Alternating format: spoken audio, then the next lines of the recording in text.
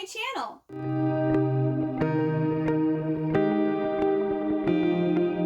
Today, I am going to be doing my February wrap-up. So I'm going to be talking about all the books that I was able to read in the month of February. I stuck with my TBR pretty good.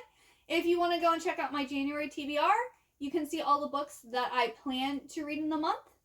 And then now I'm going to talk about the books that I actually got to and the ones that got added in and whatnot. As I did with my January wrap-up, it's the same I'm going to do for February. So I'm going to talk about the books that I didn't mention in my January TBR first, and then I'll move on to the books that I actually had mentioned in my TBR.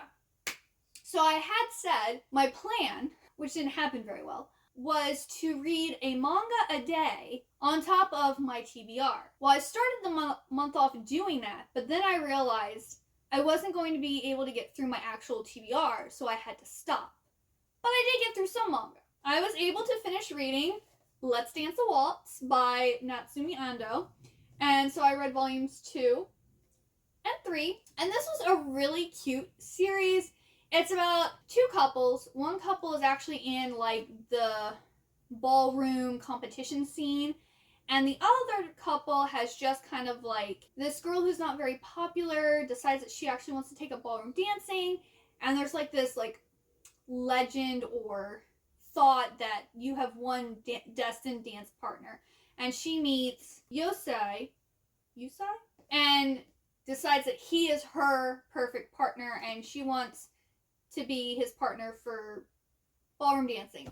And his friends, who are the professional ballroom dancers, pretty much, they want her and him to get together and him to re-enter the competition scene. Well, of course, he fights it, and there's like something that's revealed about like some of the people in the two groups, about maybe a connection between them that existed previously.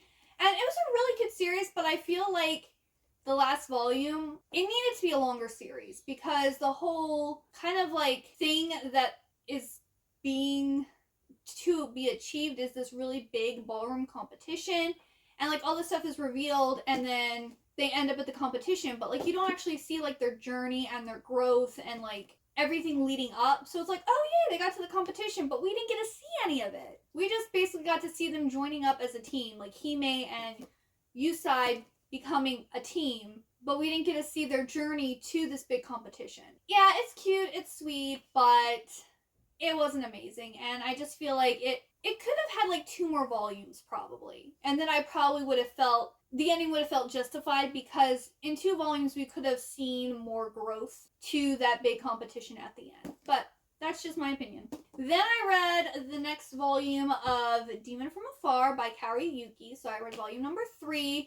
And this kind of wraps up the story about the guy who's kind of like Light from Death Note, who is working with like this demon to punish people who are bad. And yeah, it was cute. I don't really want to say it was cute, because this is like gothic horror. But I mean, her artwork is kind of, it's dark, but it's also cute. Like, she has a lot of like gothic lowly characters, so it's like really gruesome but cute at the same time. It's kind of hard to describe, but I really like this series. And I'm not giving these star ratings because I don't really do star ratings for manga. Like, I'll put stuff on Goodreads. Like, I think I gave this a 3-star, but I like to more rate a manga as a whole instead of individually. But I still like to put something on Goodreads. And then I started Princess Jellyfish. So I got volumes 1 and 2 read of Princess Jellyfish. Here's 1. And here's 2. And Princess Jellyfish is about this girl named Tsukimi who is living at this house with these other women, and they're all NEETs, which I actually thought they were like in college, but actually Tsukimi is the youngest of the group. She's, I think, in her 20s, where everyone else is like in their 30s, and none of them really have jobs, and they all are like otaku in some form. Like, there's someone who's obsessed with trains. We've got someone who's obsessed with like, it's a popular like war in Chinese history, but she's like always quoting from it about like the generals and different stuff. And I forget, is something kingdoms? I don't know. She's obsessed with that. Tsukimi's obsessed with jellyfish. There's the lady who is the daughter of the owner of this apartment building, who loves kimono and like the little dolls like you see for like Children's Day. Oh, and then we have someone who we don't actually ever see, and she's a mangakin, and they kind of all like help and assist her with her manga. And I think that's like how they have money, and also like their parents are still giving them money. So none of them actually have jobs. And Tsukimi ends up running into this guy who likes to dress up as a girl, so she actually thinks it's a girl. And he helps her with this incident with a jellyfish, and helps her like take the jellyfish home. He like is fascinated by these girls, and they have like this rule that no men are allowed in the apartment, and like they're like anti-men. But they don't realize that he's a guy. And when she finds out he's a guy, she's like, "What are you doing here? You can't be here, da da da." He goes, "Well, as long as they only see me as a girl, no one's gonna know." He is wealthy, or I should say his family is wealthy, and both his dad and his older brother are both in politics. And Tsukimi ends up meeting the older brother, and there's like a thing between them. But then the guy that dresses up like a girl like actually has a thing for her too. This girl who ends up trying to like create a scandal with the older brother is trying to get the building where they live, where the girls live, sold. And so they'd have nowhere to go. So the guy who dresses up like a girl is trying to raise money so that they can actually buy the apartment, because the lady who owns the building has kind of sold it, but like she hasn't signed the final papers. So they're trying to get money so that they can purchase it before, all the papers are signed. So that's kind of what like the whole premise is. And Tsukimi's kind of like coming out of her shell. She's very like shy and naive, and like the guy who dresses up like a girl is like trying to help her like kind of like grow and be more than just someone who's obsessed with jellyfish type of thing. And it's so cute. So cute. My plan was I actually wanted to read all of this in February, but that didn't happen.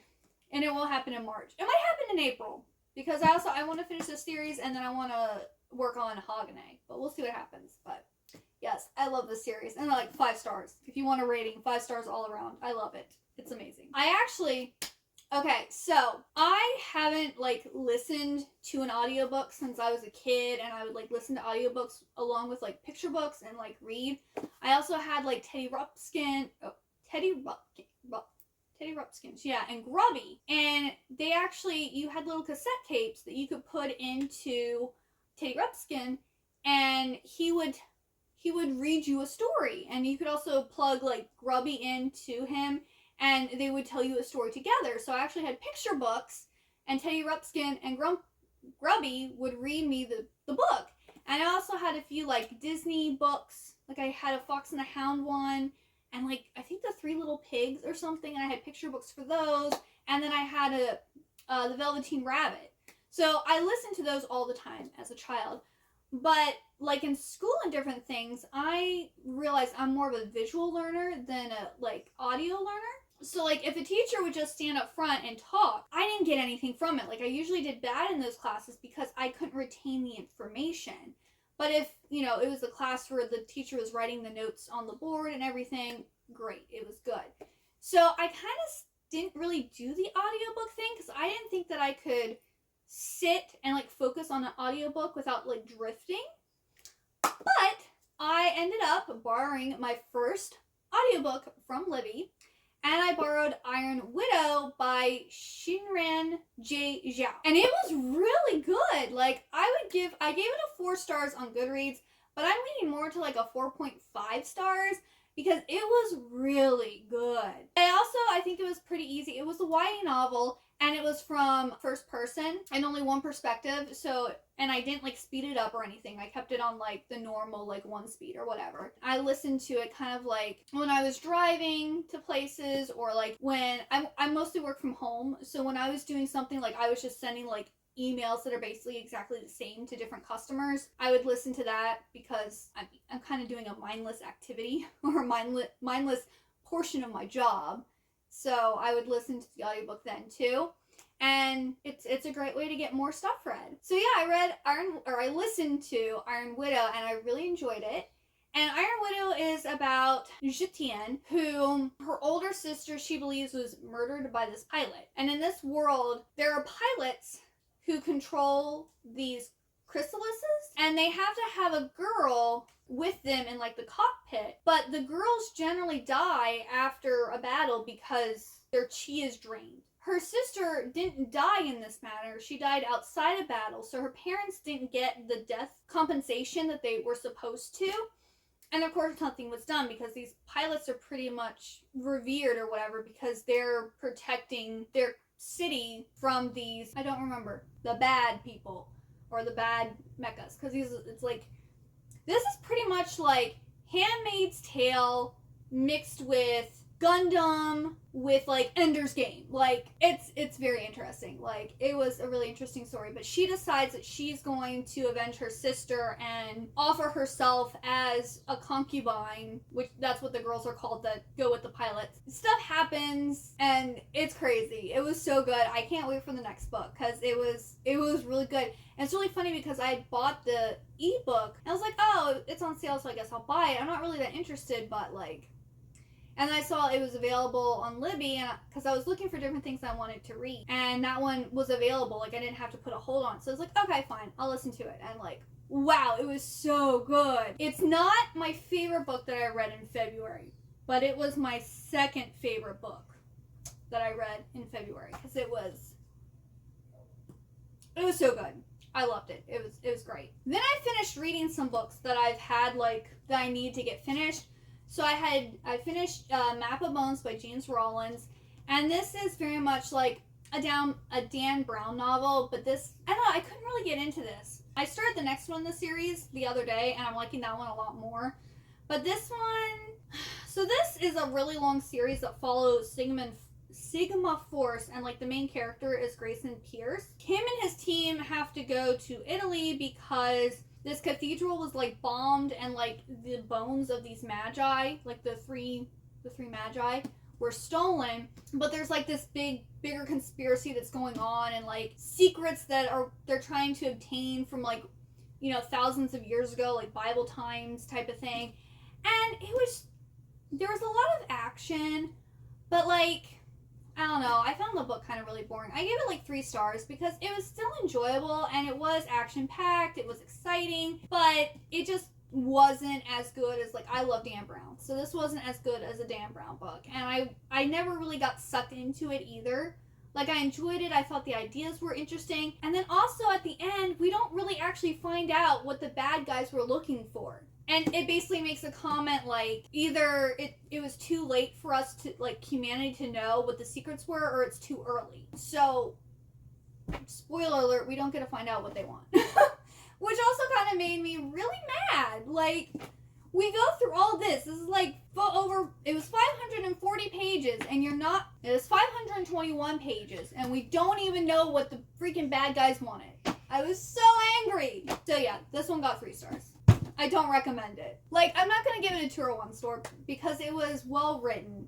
Like, the characters were good. Like, there was some good romance or, like, kind of, like, romantic stuff happening, which I really liked. The ending just really made me angry.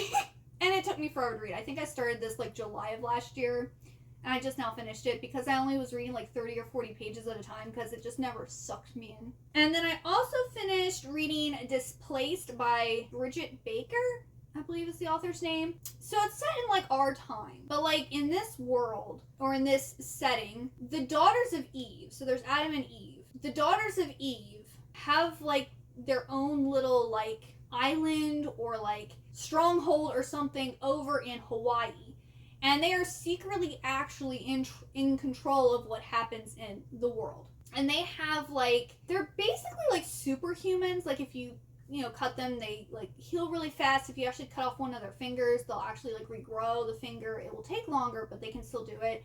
They like don't really get sick. They live to be like 900, 1,000 years old. So they're basically like perfect humans, kind of like how they're supposed to be at the beginning of time when God originally created them. I don't think Adam and Eve actually would regrow limbs, and like that's never talked about in the Bible. But Methuselah lived to be like 900 and something years old. So they're called Evians, and they're secretly controlling the world. And the queen has been poisoned, and she has 2 twin daughters in this society. The youngest daughter is supposed to become the next queen. And if you have twins, I think you're supposed to kill the oldest twin. So whichever twin is born first, she dies so that the younger twin becomes the heir. Well, the mom, the queen, decided not to kill the oldest twin. And this has caused a lot of strife and like animosity between like the twins, because the twin who's becoming heir has been taught to be like a warrior and taught in politics and like kind of, she wasn't shown like the affection and the love that you should give your children. The twin that was supposed to have died kind of becomes like the queen's pet. And, you know, she spends a lot of time with her and does, like, the things you're supposed to do, like, with your daughter. And they form, like, a really close bond, and her mom actually, you know, the queen actually, like, trains her eldest twin daughter. There's, like, a twist, and then the sisters are, like, are gonna, like, fight each other because there's, like, this whole, like, rivalry about who's actually supposed to be the heir, and, like, who killed their mom, and, like, I don't know, it just was like so generic YA that it took me a long time to get through it. Plus the whole, I'm not really into like sibling rivalry type books. Like I'm just not into it. I ended up giving it 3 stars because it did get better at the end. It had a good ending. But it was just, I don't know, not really. I think I'm going to read more of the series because I think I have the 2nd book on my Kindle already. It was okay. Nothing special though. And then for Polarthon, so we're going to talk about the Polarthon book. I had my Polarthon TBR in my January TBR video, or my February TBR video. But I changed it up a little bit. I took out the Frozen 2 Forest of Shadows and I put in the Snow Queen. So I ended up finishing out the week with the Snow Queen, and I ended up giving this 3 stars. There was just too much happening in this book. It was like wrapped up too neatly at the end. So we have Alexia, who's like the Snow Queen, and she's kind of supposed to like guide people. She's a fairy godmother, and so she helps like individuals in her area and kind of tries to make sure that they don't become bad people and like they end up with the people they're supposed to, like romantically. Well, someone is pretending to be her in this other area and has killed people in 3 villages and is taking young attractive men and like kidnapping them away. And so she's having to figure out who's doing this and stop them. But she's so focused like on all these other things that she's taking care of that we don't really get to her really doing anything about this impersonator until near the end of the book. And then it just kind of like gets wrapped up and it's done. And it was just, that's all I'm gonna say about that book. Then I also read Snow and Summer by Jane Yolen. And this is kind of like a retelling of Snow White and the 7 Dwarfs. And in this one, her name is Snow and Summer. Her mom dies giving birth to her, and her dad kind of becomes a shell of a person and kind of like withdraws from life. And so her cousin Nancy takes care of her. Well, one night her dad is at the cemetery and meets this woman and falls in love and they get married. You know, she's very controlling. She's nice to Snow, but like not really. And she's clearly doing something to the dad. It was very weird. I also gave this book 3 stars because I enjoyed it. It was an interesting take on Snow White and the 7 Dwarfs, but it was weird. And it was set in West Virginia. I think that's why I originally got this book, is because I grew up in West Virginia, so Snow White and the 7 Dwarfs retelling set in West Virginia sounded cool to me. A lot of the books I read in February were kind of like, it was okay. This is another one. The Girl Who Circumnavigated Fairyland in a Ship of Her Own Making by Catherine M. Valente. So this is about September, who is asked by the Green Wind and a Leopard if she would like to go to Fairyland. And she's like, sure, why not? So she goes to Fairyland and she meets all these different people. And she meets the Marquess, who's like controlling this world. And it was very similar to Alice in Wonderland, but I thought more nonsensical than Alice in Wonderland. And this is supposed to be for middle grade, and I thought like the writing style was a little too, I don't know, sometimes I was having to reread sentences because it just didn't flow as well, and I didn't find it as easy to read as a children's book should be. But I did really like the ending. Yeah, I got a little emotional at the end, but like I didn't cry, but I got a little emotional at the end of the book. And it also kind of ended kind of like with the twist type of thing, which was really cool. I think I also gave this one 3 stars. Yes, I also gave this one 3 stars. This was another good book. This was a 4-star book. The Bear and the Nightingale. I don't remember off the top of my head who it's by, but The Bear and the Nightingale. This one was really, really good. This is the last book that I read for Polarthon, and this is about a girl whose ancestors ancestor was like blessed by the Snow King or the Winter King or something like that, and she had like powers, and she kind of passed it on to her offspring. The girl's mom, Vastia, that's her name. Vastia is the main girl character. She has kind of inherited these powers where she can actually see like the Fae. They're called like the Russian name, the Chiorti or something like that, but they're fairies. So people think she's a witch, and they think she's weird, and she's kind of been like this wild child who kind of has done her own thing. And while her mom died, I believe she also died giving birth to her. Common story or trope in books. She's being like raised by her older sister and her like nurse or nanny or whatever. Well, the nanny is getting old, so the dad decides that he needs to go to Moscow and talk to the king and find a husband for his eldest daughter, and also a new wife who can like kind of take care of Vastia and raise her the way that he feels that she should be as a young lady. So he goes. He brings back a wife who actually didn't want to, she wanted to join the nunnery, not happy about being a wife. And she also can see the fairies, but she thinks they're demons, and she thinks like she's cursed or crazy or something like that. Well, this priest ends up coming to the village when their priest dies, and he also like wants them to get rid of like their old religions and like get rid of these demons and, you know, stop giving offerings to them. And he is kind of fascinated by Vastia, but at the same time, he's weary of her because he knows that she can see these things. And she ends up, things happen like magically, and she meets the Winter King or Death or whatever he is, and the bad guy, and like has to save the village. And it was just really good. I really liked it. I actually went and bought the second book at Wonder Books. I have a haul in my Polarthon video where I showed it. I think I'm going to save that for Polarthon next year. First, when I first finished this book, I was like, I'm going to read the second book for Polarthon. I was like, but you know, I kind of want to wait a little bit till I read it, so I'm just going to save it for next Polarthon. But it is really good, and I highly recommend it. I guess we'll talk about Hidden Huntress. Hidden Huntress by Danielle L. Jensen. This is the second book of the Malediction trilogy. This follows Cecile. She has, I don't want to say what this one is about, but Cecile in the first book is like kidnapped by the troll and taken under the mountain and made to be the Prince of the Trolls' bride. And she has powers, and there's someone who cursed the trolls, and a lot of stuff happens. And she actually falls in love with the troll prince, who are kind of more like fairies, or like they're a type of fae. But it's a good like fantasy series that has, you know, some romance in it, but it's like very light romance. It's more focused on the troll politics and like the way things work, and how Cecile is important to the breaking of this curse that is on the trolls. So yeah. Really good. I like this one. I gave this also 3 stars. Then I read Restore Me by Tahara Mafi, and this is the 4th book in the Shatter Me series. And this basically continues, this takes place 16 days after the end of the 3rd book. Because originally this was like a trilogy, and then Tahara Mafi decided like I think 3 years ago or something to continue on the series like 10 years after she had finished the first trilogy. So yeah, it's just following more of that story. And, you know, Juliet and her... Oh, I don't want to say what happens. This is basically a world where people have powers, and Juliet, like, can... If she touches you, you basically die. Or you start dying.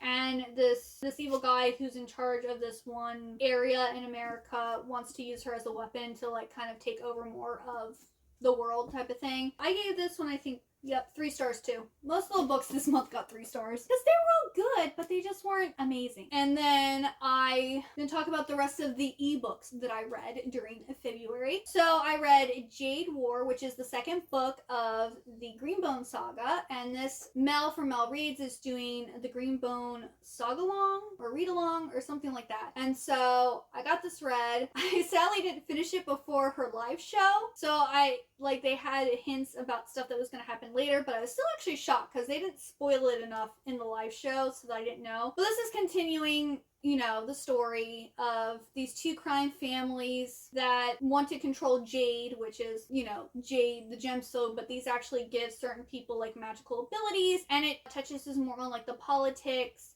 and expands to the bigger world than just focusing on K-Con itself, which is where the No Peak and the Mountain clans live. Those are the 2 big clans in K-Con who are kind of at war with each other. And we follow more of Andon and Shay and Hilo, and just furthering on the story, and I really liked it, and I gave it 3 stars. I think I gave Jade City 4 stars, but this one I didn't enjoy as much because of all the political stuff, and it was really slow in different points, so I gave it 3 stars. Then for the February pick for my book club was The Spanish Love Deception. This is about this girl named Catalina who needs to find a date to her sister's wedding, and her coworker, who she doesn't really like, named Aaron, offers to go. And I actually have a whole spoiler-filled reading vlog for this book. I will link that up here. I didn't love it as much as like everyone else. Like, I know so many people love this book and it was all over TikTok about how amazing it was. And let me tell you, the smut scenes were good, in my opinion. I like the smut scenes. I like the like romantic part of it, but the story overall, it was just too drawn out. I feel like the book was too big for what it was. And I also thought that we should have gotten Aaron's point of view also, instead of just Catalina's. So I gave it a 3 star. It was good, but it wasn't amazing, and it didn't live up to the hype, in my opinion. Then, Confessions of a Curious Bookseller. This is my 1 5-star. I think it's my first 5-star of the year. Actually, it's the only 5-star of the year so far. I was really shocked because I had gotten this as an Amazon first reads, because if you're a Prime member, you can get 1 free Kindle book every month. Sometimes they give you 2, and I was like, sure, why not? It's free. And I ended up pulling this from my standalone box to read for February. And I saw like everyone gave it like 2 stars. Like it had 2-something stars on Amazon. Like people are saying like it wasn't what they expected. The title didn't like match and they didn't really like it. Granted, okay, the title is a little misleading. It is about a bookseller, but I don't really know how she's curious. I would say more of, Confessions of an Eccentric Bookseller, because this is very much about a unlikable character who is absolutely ridiculous. And the book really has no plot or substance to it. Like, it basically is like the Goldbergs. Because the that's my favorite, like, show on TV right now. I absolutely adore the Goldbergs. It's basically a cast of unlikable characters who do absolutely ridiculous, nonsensical things with no really point. Like, there's a little, like, plot throughout each episode, but it's just enjoyable because the characters are so ridiculous and they're so characterized. And that's kind of what I felt about this book. So we have our main character, whose name escapes me because I'm terrible with names, but she owns like this used bookstore, and she doesn't really like to communicate with people. Like, this is like a mixed media book too, so you have like emails and notes, and they're not Yelp reviews, but they're basically Yelp reviews that you get to see, and there's like no actual like talking face to face. It's all mixed media, which I also found really interesting. So she doesn't really like communicating with people face to face, so she does a lot of emailing to like her employees, and she ends up in like, she thinks she has this rivalry with this new like bookstore that opens up down the street, and she like goes through their trash and steals like their signage, and she does things to sabotage them, and she thinks that they're out to like get her, but then she also makes like it sound like her bookstore is doing so great and it's so amazing, and she has like this pen pal that she's been writing to for years, and like making it sound like she's some aristocrat over in England on an estate with horses, and like it is the funniest, quirkiest book I have ever read. It was hilarious. I was laughing through like the entire thing because it was so ridiculous. Like, the main character is she's crazy. She's like a crazy old cat lady, and I loved it. It was amazing. 5 out of 5 stars. If you like the Goldbergs, or if you're into that very unlikable characters, no plot really, just senseless hilarity, you'd love this book. Like, if you're like into sitcoms or like slice of life anime where there's really no substance to it, you'd like this book. And I'm a big sitcom and slice of life fan. Like, slice of life anime is probably my favorite because it's just, there's no point to it, but it's nice to pass the time with, So, yeah, love this book. So great. Then I read Behind the Door. This book. I gave it 2 stars. I won this from Goodreads. It was a Goodreads First Reads win, and I got a ebook copy of it. Wow. So I had entered the giveaway for this because it said that it was a psychological thriller, and I like psychological thrillers. But the psychologist, who's like a sex psychologist, is asked by this lawyer to read this person's confession about what happened leading up to him, like, strangling his girlfriend, but he, like, strangled her during, you know, sexual intercourse, and so it was an accident. But the lawyer wants her to read it and to like, help him with this case, to actually see if it actually was an accident. Like, should he actually be supporting this guy, or should the guy actually go to jail for murder type of thing. And, oh my goodness. Like, there is just orgy after orgy after orgy after. It was just a sex fest, pretty much. This, like, confession.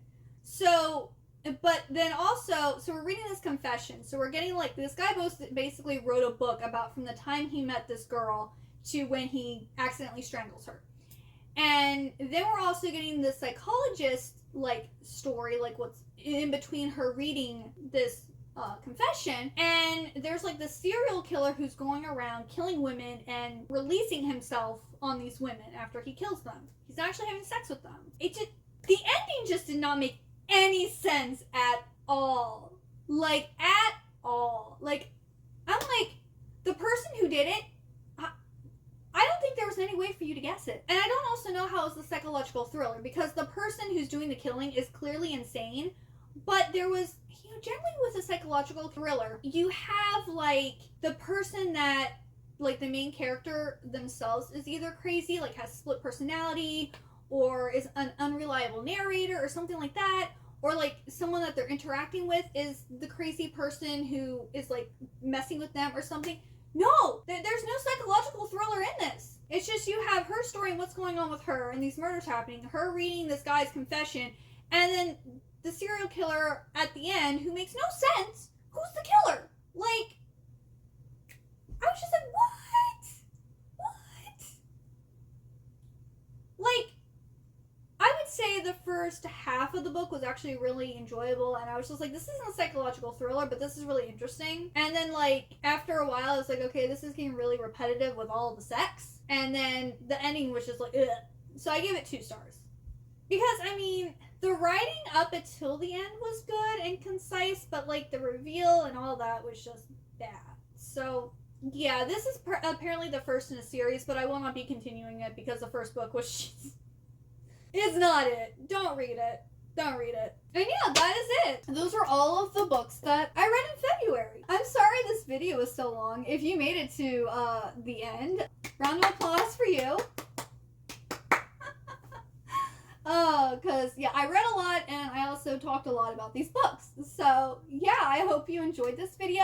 If you did get to the end, give me the eye emoji. Give me an eye emoji down in the comment section down below. That way I know who the true peeps are. But yes, I hope you enjoyed this video, and I hope to see you next time. Bye-bye!